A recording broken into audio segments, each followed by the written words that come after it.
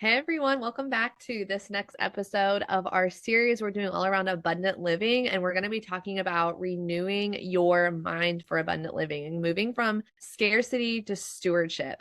So if you've heard any of our other episodes, we've talked a lot about, abundant living in with money and sometimes how our money mindset can become an issue, but it's not just our money and things we think about that. It's really just everything that can kind of come in, even those limiting beliefs, self-sabotaging thoughts. It's all a mindset issue that honestly is going to be what at every level you get to as a leader, as you're building your business in your life. I mean, around all the different topics we're going to be sharing with you, parenthood, marriage, it's always these thoughts that can creep in that really can start to sabotage anything that we're trying to do for good. And so we just have to know that that is always going to be a tactic of the enemy, that he is prowling around looking for someone to devour. So we've got to armor up. And that is where, if we remember in Romans 12, how it talks about the transformation that comes from the renewal of your mind. And so maintaining that steadfast focus on God, as it mentions in Isaiah 26, and remembering, and this is something I always remind myself too, when I can start to see myself like spiraling out a little bit,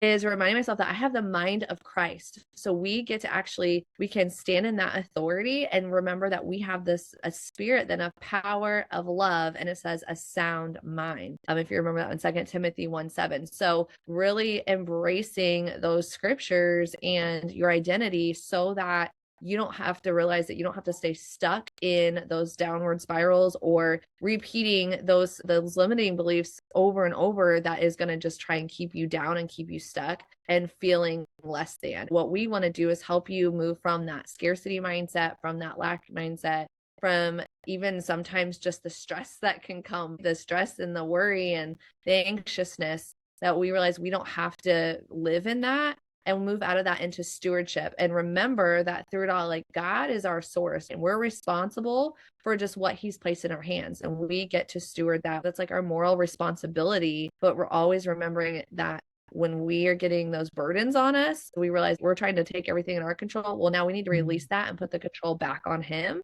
and remember that he's our provider and he's our source. And that's going to start to shift things for you. Yeah, for sure. And that reminded me of something that I did. Someone had walked us through this actually at one point, and I think you may have been on this call as well. But she told us all to close our eyes and to put our hands out and to imagine that all the things that we were trying to manage in our life were like little marbles or little balls in our hand. And she said to close your eyes and then to like feel that like God's hands are right in front of yours, and to drop the balls in his hands. And then she said, now imagine that one that's like you're feeling stress or anxiety about. Maybe it's your finances, maybe it's your health, maybe it's a relationship. And she was like, now imagine yourself going and taking that ball out of his hand and taking it back. And like, that's what it's like when we are not surrendering things to God, or we're like, okay, I surrender. And then you're like, never mind, I've got this. Like, we've got it better than he's got it. And that just like was such a profound imagery to me, to be like, oh, that's right. Because it's so often how we work, we end up doing that. But when we make that shift of focusing on stewardship and abundance over scarcity, like that shift changes everything. That surrender changes everything. It changes how you budget. It changes how you serve others and how you run your business, how you treat people, how you lead, how you love, and how you invest your money and your time. Yeah. And you actually sharing that too reminded me of a vision that the Lord gave me when I was journaling one morning. And I wish I had my journal with me and I could like read this to you. But essentially, as I was journaling, he gave me the vision of like, sounds funny, but if you guys have watched Lord of the Rings, Gandalf and how like he was so tall and he just like moved, with this. And then to think of like a hobbit, right? So imagine yourself like small, and then there's like God. So like God was there, like Jesus was there, and it was like he just put me up on his shoulder, and he was like, look, if you ride on my shoulder and you depend on me, you can now see everything in front of you. And it was also like he was able to take these like just long and nice strides. And it was just like, that's where I feel like people talk about things being kind of easier, effortless, but it was like that feeling of like, I don't have to try so hard. Like, I don't have to do everything. Like, if I just do it with him, if I just abide in him, or if I just rely on him instead of trying to take the control myself, it was like, wow, walking through this where I don't know where I'm at. Now I can see where I'm at. And it's so much easier. And it says like in Matthew 11 about the burden is light. And that's how it felt. And so I wanted to share that vision with you guys of like just remembering that we can take that and just feel that, that lightness and that heaviness can go away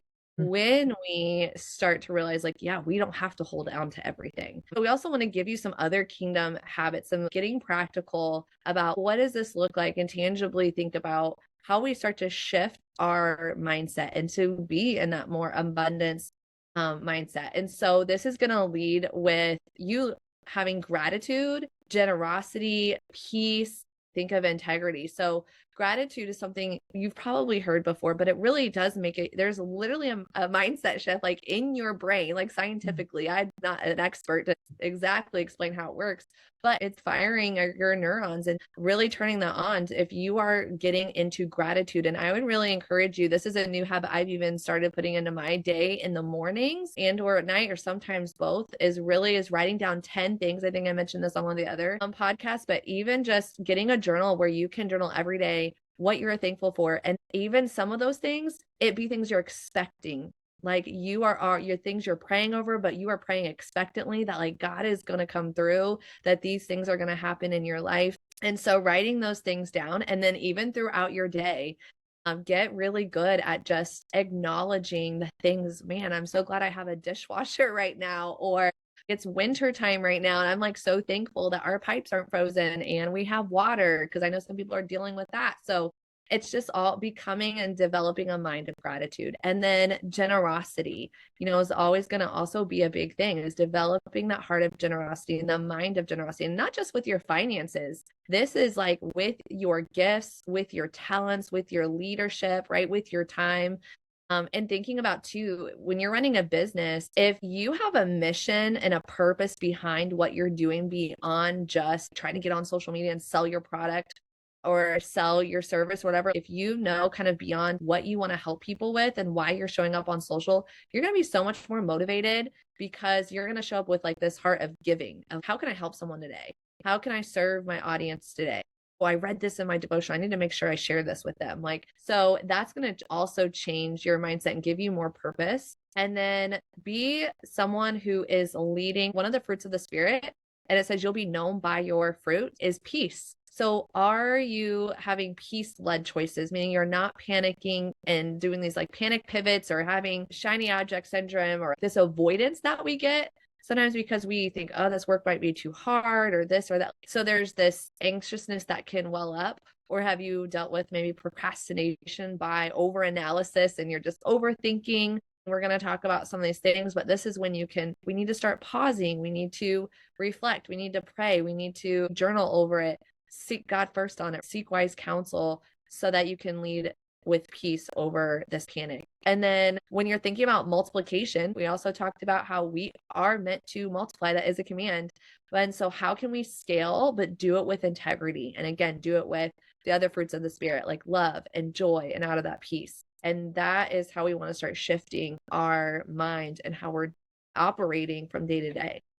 Yeah, for sure. And it's not just those practical habits too that invite that increase without anxiety. It's also really partnering with God in your life and business. It's in your decision making. When you really partner with him and you really get quiet and journal and talk to him about it and figure out where he's leading you, not just make decisions on your own and bounce around like an anxious bouncy ball. I think of it like ping pongs getting dropped out of the sky or something sometimes is what ends up happening in our minds. But then you can stop kind of chasing those shiny objects, and you can really pray over each decision and just put systems in place that are going to replace that stress. And then also start asking, like, how does this serve my people? Not just like, how does this serve me? How do I get what I want? How do I reach my goal?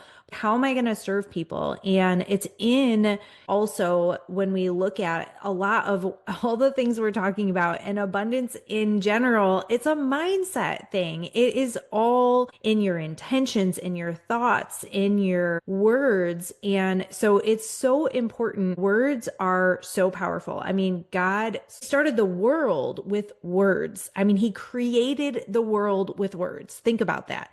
Think about how powerful your words are. Our words carry that same weight and our thoughts.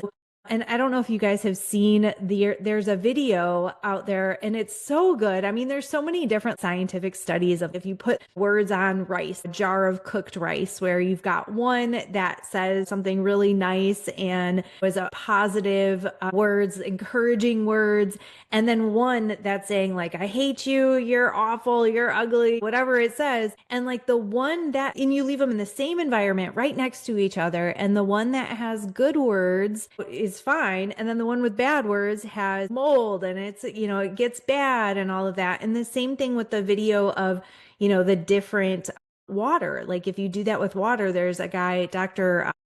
It's like something Emoto. I can't remember, Masura Emoto. And he does this study on does the same thing with water. And then he freezes the water and looks at it with like a microscope. And the water that he said all these beautiful, encouraging, positive words to are these beautiful like crystals and snowflakes, and the ones that he said all this awful stuff to is like it looks bad, it looks angry. Like it's hard to say that a snowflake could look angry, but it does. It's crazy. You should go look it up. But just know that your words and your thoughts are so, so powerful. And that lack mindset can creep in so many ways. Even if you've ever said, I don't have time, or how am I going to do this all? Or there's not enough money, or we can't afford that, or I didn't get enough sleep, or whatever it is, you got to shift that. You can't be speaking that. That's like speaking death over your finances and your time and your sleep and your body and your health and all of those things. You got to flip a switch. And I'm not saying like go say some things that are lies. I'm not trying to say go manifest stuff or anything like that. But I remember being at a conference one time and someone said, instead of saying I'm tired, say I got all the sleep the good Lord intended. And even if she only got 2 hours of sleep and she felt not tired when she said that, just remember how powerful your words are. Maybe you feel like you can't afford something. Maybe it's just not in the budget right now. It will be, but it's just not right now. And that's just a different switch of like, I'm not saying like lie to yourself, but be careful about your words. And then I feel like the biggest test of that too is if you're a mom and you all of a sudden hear your words come out of your kid's mouth and you're like, I can't say that anymore. So one for me, I used to say when I would get like overwhelmed, which is another word that I'm not allowed to say, but I would say either I'm struggling or that makes my brain hurt. I used to say that all the time. And let me tell you, I started getting headaches one time and I was like, maybe it's because I say that all the time. I should probably stop saying that. And so I've stopped. So now every time that it like slips, the kids are like, Mom, you're not supposed to say that. And I'm like, I know, but it's just like these little habits that we pick up. And so also remembering too, that when you're having some of these like different anxious thoughts and stuff, that actually the feeling sometimes comes first. When you are thinking something, and it could be maybe in your business, maybe you feel like you're going to fail or you can't do it or it's not going to work or whatever it is. If you start to think about this the next time it happens, before the thought comes, you feel this like feeling when it might be in your gut. It might tense up a little bit, or you might get this like drop in your stomach or something. And that feeling comes, and then the thought actually comes like 7 seconds later. And that thought is the interpretation of that feeling.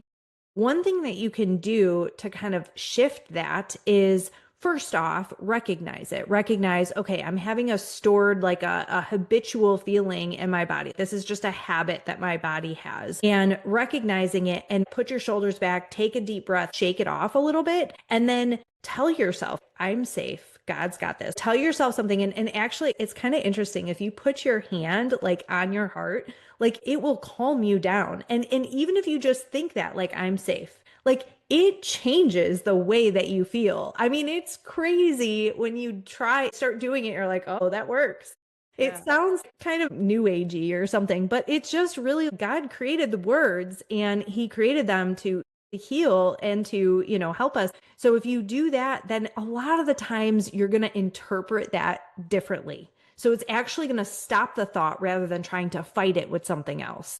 And so just keep that in mind as you're going through. Instead of seeing everything that maybe you're struggling with this or that, remember you have choices in your life and you get to choose how you spend your time, how you use your words, how you use your thoughts. And it's really a matter of focusing on stewardship and just not excuses of like, well, I didn't do this because of that or whatever it may be.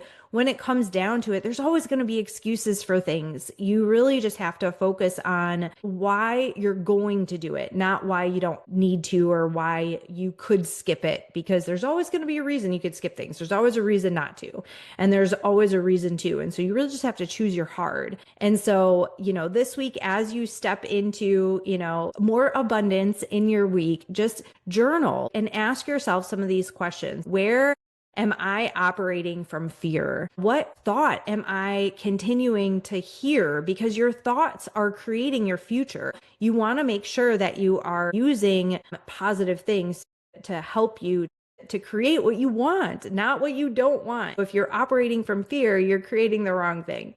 And what area of your finances maybe need order. So ask yourself that and kind of pray about it and ask God too, like, is there somewhere that I'm not being a good steward, somewhere that I need to like tighten things up?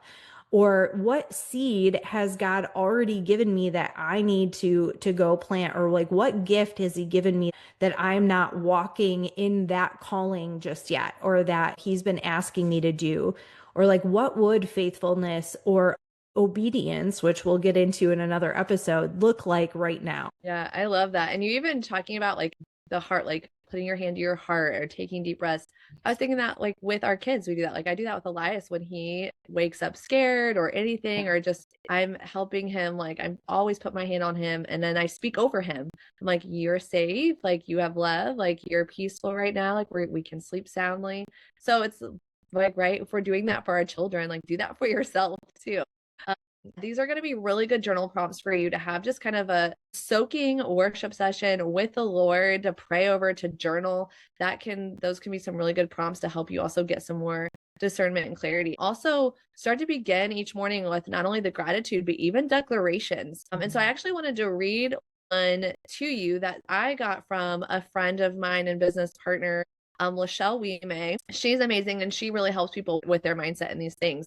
And she talks like your thoughts create your future. And so I actually wanted to read this to you guys, and then we can probably type it out and put it into the show notes for you. So it says, God has called me to this work. I am a kingdom builder, a wealth distributor, and a light in the marketplace. This opportunity is a blessing, and I'm here to offer it boldly, without pressure and without apology. So that's just one of the things that I read as like a declaration, and then along with other, scriptures I've turned into declarations and things like that. So just equipping yourself first thing in the morning or as you're getting ready and sharing those things. You can even record. One of the things you guys don't know about Janeen and I, we're certified biblical leadership coaches, and one of the things we had our students do, and what we did when we also went through the class, was that we had to recite basically affirmations every day. And so then I would go and I recorded myself. So on those days, maybe I didn't feel like saying them, I could go and listen to them if I just needed to remind myself. So just putting those tools in place can be really helpful. And another thing that we have had our students do is, and actually even did this with my actual students in like the classroom when I was a teacher, was war paint. And so choosing one word that you want to stand on, that you want to believe about yourself or remind yourself of. And that could be, maybe it's the word abundant. Maybe it's that you are feeling joyful. What is something? Do you remember a word that you did? I did victorious one time. Did you do a word? I think abundant was the one that I did. Yeah. And actually, we did this when we were with kids like on Mission Romania. We did this when we were with the kids from the Roma village. We also did it at an orphanage in the Philippines. And a lot of them choose loved. That Oh, was the most common one, was loved, chosen, and so I beautiful. There were quite a few yeah. really sweet ones that, when we asked them, like, we're like, well, pray about what word God wants you to choose. So it was really Yeah. sweet to see that. I love that. So we want you to do that. Like that could be something you do. And if you have kids at home, do it with them, get them involved. These are all practical things that you could even be doing with your family. But take a Sharpie and write it on your arm. Take a picture then and go tag us at Abundant Living Co. We'd love to see if you do this, or if you write down your declarations, like go put that in your stories, share it with others, and then tag us as well. We'd love to see what you're doing. But just remember that God multiplies what we manage, and believe in the future vision that He has given you. So be fully committed to just run your race in faith. And I love this scripture in 1 Corinthians 9:26 because it reminds us that we have been called to live in freedom. So run with purpose in every step. And so I just like want to, that's kind of my prayer over you, and that we want you to remember about yourself. So we hope that you got a lot out of this episode. So share with us like your takeaways you got from it. What's one thing you're going to implement, or all of these things? Definitely, we'd love to hear from you.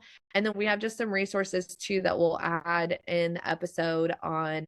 There's a pause app. So that's one I've been using. John Eldridge has. It's free. You can download, and it has daily prayers. It has like a morning and an evening one. It also has like how you can experience Jesus more. It will also give you like 1 minute, 3 minutes. So if you just need, you can time them throughout your day and it'll send you a reminder that you can just be like, hey, you need to take your pause right now. So just getting, again, it helps you. It's a tool to just help you keep your mind where it needs to be and on what it needs to be, and always on things above. And then if you want to journal, one of my favorite journals is from our good friend Kelly Knuckles of Embracing Grace, and she has really awesome journals on Amazon that you can get. So we'll put the link there for you, and then we'll have that declaration for you that you can even write out as well. So we're so glad you tuned in for this episode, and we can't wait to see you on the next one.